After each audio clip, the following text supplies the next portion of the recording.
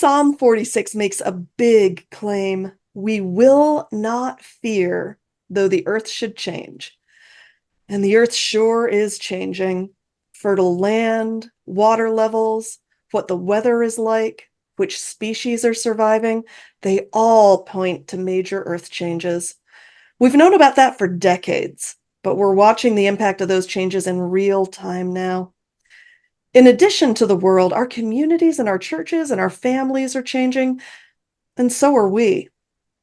Camp is a place where, in some ways, we get to take a break from the tumult, the chaos that is a part of the world around us. At the same time, it's the place where we get to build the tools and the relationships and the faith practices that will get us through the ever-changing world when we go home at the end of the week. It's important to be gentle with ourselves and with each other when we read this passage. I believe the psalmist was writing aspirationally. I don't think he would have said, "We won't be afraid even though there's so much change right now," if he wasn't already familiar with fear. I believe he was reminding himself and he was reminding us that when we are afraid, we can take comfort in the fact that God is there for us, reliable and trustworthy, our refuge and strength in very scary times. I want to mention that because sometimes we feel pressure to be okay. We think we're supposed to be too blessed to be stressed.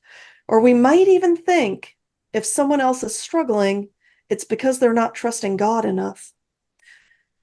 One of the great gifts of camp is the chance to unplug and hopefully get to be our whole selves for a week. Part of how that happens is that our main job during the week is to see the sacred in each other and to receive how they also see the sacred in us. If that's true, then we can seek to be a refuge for each other. We're God's ambassadors to each other.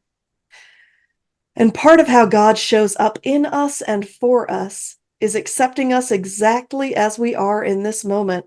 Our joys, our successes, our faith, and also our fears, our insecurities, our failures, and even our doubts. Throughout this week, God will be a very present help in this time of trouble. It's not the first time she's done it.